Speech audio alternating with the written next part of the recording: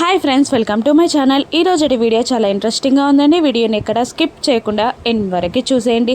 ఆ ఇన్స్పెక్టర్ జానుని నువ్వు ఇక్కడికి ఎలా వచ్చావమ్మా అని అడుగుతుండగా జరిగిందంతా జాను చెప్తూ ఉంటుంది. మీ పేరెంట్స్ ఎవరు అని ఆ ఎస్ఐ అడుగుతుండగా నాకు పేరెంట్స్ లేరు అని చెప్పేస్తుంది జాను. మీ ఇల్లు ఎక్కడా అని అంటుండగా మిత్రానందన్ ఇంటి అడ్రస్సే చెప్తుంది జాను. ఇక మీ రిలేటివ్స్ ఎవరైనా ఉన్నారా అని అడుగుతుండగా మిత్రానందన్ గారు మా బావగారు అని చెప్పేస్తుంది జాను. నిజమా నువ్వు చెప్పేది? లక్కీ ఇండస్ట్రీస్ ఓనర్ మిత్రానందన్ గారేనా అని అడుగుతూ ఉంటాడు ఎస్ఐ. అవును అని అనేస్తుంది జాను. ఏది ఒకసారి నెంబర్ చెప్పు అనగానే ఇక జాను నెంబర్ చెప్తుంది. ఎస్ఐ ఆ మొబైల్లో మిత్రానందన్ నెంబర్ని డయల్ చేసి నేను ఎస్ఐని మాట్లాడుతున్నాను, జాహ్నవి అనే అమ్మాయి మీకు తెలుసా అని అంటుండగా ఎందుకు అని మిత్ర అడుగుతూ ఉంటాడు.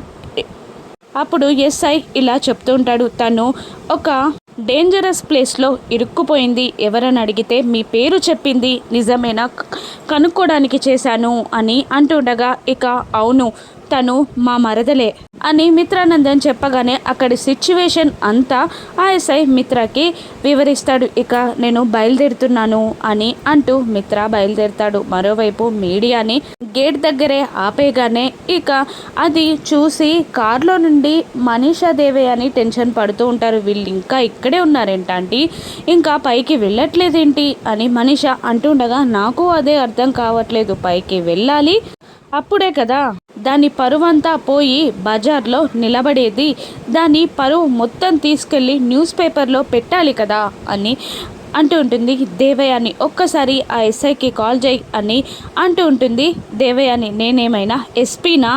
మీరే ఆ మీడియా వాళ్ళకి కాల్ చేసి ప్రెషర్ పెంచండి అని అంటుండగా దేవయాని ఆ విలేకర్ దేవకికి కాల్ చేసి ఏమైంది, మీకు న్యూస్ వద్ద అంత పెద్ద సెలబ్రిటీ కాబట్టే మిమ్మల్ని గేట్ దగ్గరే ఆపేస్తున్నారు, ఆ న్యూస్ పేపర్ వాళ్ళకి కూడా బూస్టప్ ఇచ్చి పైకి తీసుకెళ్ళండి అని అంటుండగా వాళ్ళు ఇంకా ఎక్కువగా ఒత్తిడి చేస్తూ ఉంటారు. ఇక మమ్మల్ని వెళ్ళనివ్వండి అంటూ తోస్తూ ఉంటారు రిపోర్టర్స్. ఇక అరవింద జయదేవ్ నందన్లు వచ్చి లక్ష్మితో దీక్షితులు గారు కాల్ చేశారని, ఏదో మంచి జరగబోతుందని, శుభకార్యం జరగబోతుందని చెప్పగానే లక్ష్మి కాస్త కూల్ అవుతుందే కానీ జాను కనబడకపోయేసరికి టెన్షన్ పడుతూ ఉంటుంది. వివేక్ కూడా అప్పుడే అక్కడికి వచ్చి జాను ఎక్కడికి వెళ్ళిందో తెలియలేదు వదినా అని అంటుండగా మిత్ర ఎస్ఐ కాల్ చేయడంతో లక్ష్మి అని అంటూ లక్ష్మి దగ్గరికి వస్తాడు. లక్ష్మికి ఎలా విషయం చెప్పాలి అని కంగారు పడుతూనే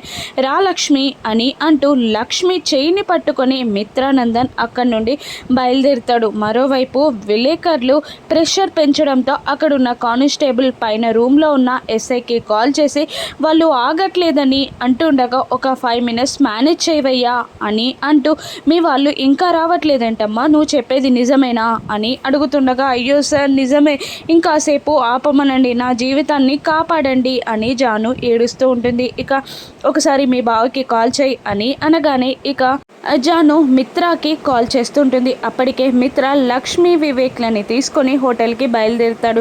ఇక కంగారుగా జాను ఫోన్ చేస్తుండగా జాను కాల్ చేస్తుందండి అంటూ కాల్ లిఫ్ట్ చేస్తుంది లక్ష్మి. ఇక బావగారు అని జాను అంటుండగా ఏమైంది జాను అని లక్ష్మి అంటుంటుంది. అక్క తొందరగా రా అక్క, నాకు భయంగా ఉంది అని ఏడుస్తుండగా ఎక్కడున్నావే, ఏం జరిగిందే అని లక్ష్మి కంగారు పడుతూ ఉంటుంది. అప్పుడు మిత్ర లక్ష్మి చేతిలో నుండి సెల్ని లాక్కొని కంగారు పడకు జాను, ఏం కాదు, నేను ఆల్రెడీ బయలుదేరాను, వస్తున్నాను అని అంటూ ధైర్యం చెప్తూ ఉంటాడు. ఇక కారులో కూర్చున్న దేవయాని మనీషాలు ఇంకా కంగారు పడుతూనే ఉంటారు. వీళ్ళు వెళ్ళట్లేదు, వాళ్ళు రావట్లేదు అని అనుకుంటూ ఉండేలోపే ఇక హోటల్ దగ్గర మిత్ర కారు ఆగడం, మిత్ర లక్ష్మి వివేక్లు వెనక దారి నుండి హోటల్కి వెళ్ళడం దేవయాని మనీషా చూసేస్తారు.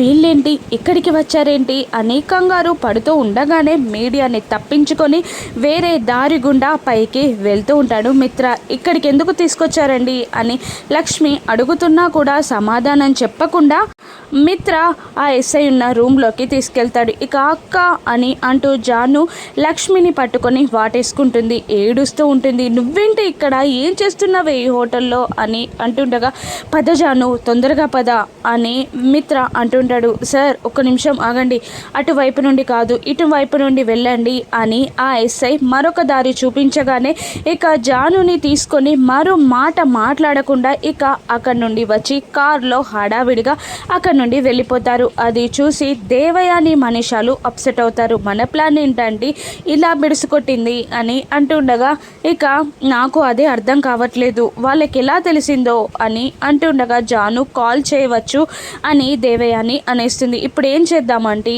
అని మనీషా అంటుండగా ఇంకేముంది చెక్క భజన చేసుకోవడమే, వెళ్దాం పదా అని అంటూ వాళ్ళు కూడా ఇంటికి బయలుదేరుతారు. మరోవైపు మీడియా పైకి వచ్చి ఏమైంది, ఎవరున్నారు, మమ్మల్ని ఎందుకు ఆపారు అని అంటుండగా ఎవరో సెలబ్రిటీ ఉన్నట్టు ఇన్ఫర్మేషన్ వచ్చింది, కానీ ఇక్కడ ఎవరు లేరమ్మా అని ఆ ఎస్ఐ చెప్పగానే అందరూ తోక ముడుచుకొని వెళ్ళిపోతారు. ఇక ఇంటికి వెళ్ళాక జాను ఏడుస్తుంటుంది. లక్ష్మి బ్రతిమిలాడుతూ ఉంటుంది చెప్పమని. ఇక జాను ఎంత బ్రతిమిలాడినా చెప్పకపోయేసరికి చెప్తావా, 4 తన్నమంటావా అంటూ జాను పైకి చెయ్యెత్తుతుంది లక్ష్మి. లక్ష్మి అని మిత్ర అరుస్తూ ఉంటాడు.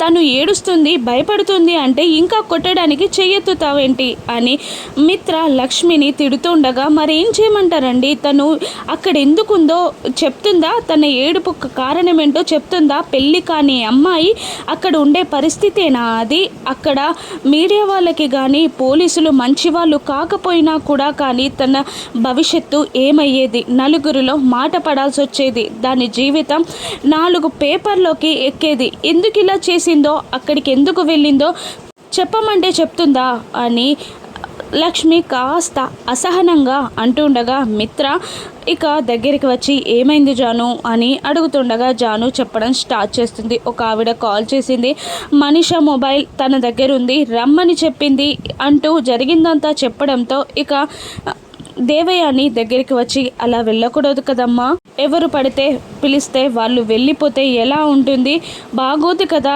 బయట రోజులు బాలేవు కదా అని అంటూ ఉంటుంది అరవింద. ఇక అప్పుడే అక్కడికి మనీషా దేవయాని కూడా వచ్చి ఎందుకు ఏడుస్తుంది జాను అని అడుగుతూ ఉంటారు. ఇక లక్ష్మి వివేక్ అరవింద కోపంగా చూస్తుండగా మమ్మల్ని ఎందుకు అలా చూస్తున్నారు అని అనేస్తుంది. ఇక ఎవరో కావాలని జానుని ట్రాప్ చేసి హోటల్కి రప్పించారు అని వివేక్ చెప్పేస్తాడు. ఇక నన్నెందుకు అలా చూస్తున్నావు లక్ష్మి అని అంటుండగా ఏం లేదు అని అనేస్తుంది లక్ష్మి. మరి నేనేదో జానుని ట్రాప్ చేసినట్టు అలా చూస్తున్నావేంటి అని మనీషా అడుగుతుండగా నేను అలా అన్నానా, గుమ్మడికాయల దొంగ అంటే భుజం తడుముకోవడం ఎందుకు, నేను అలా అన్నంది నువ్వెందుకు అలా చేస్తున్నావు అని లక్ష్మి నిలదీస్తూ ఉంటుంది. ఇక దేవయాని మీరు చూపులు అలాగే ఉన్నాయి, ఏ తప్పు జరిగినా మాపైనే నింద వేస్తున్నారు అని అంటూ తప్పు చేసి అక్కడికి వెళ్ళిన దానికి లేదు కానీ మమ్మల్ని అంటున్నారా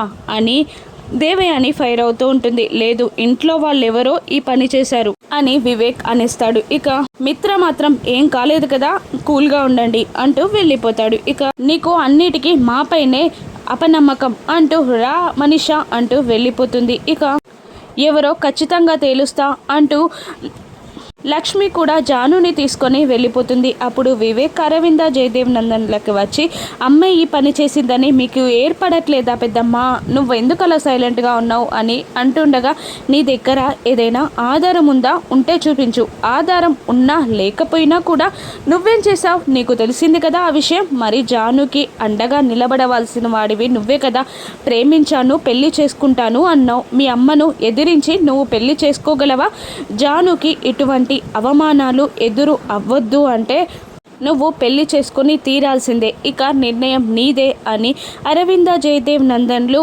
చెప్పి వెళ్ళిపోతారు. ఇక ఆలోచనలో పడిపోతాడు వివేక్. ఇక జానుని పెళ్లి చేసుకోవడానికి వివేక్ నిర్ణయం తీసుకుంటాడా రాను ఎపిసోడ్స్లో చూద్దాం. Thank you for watching.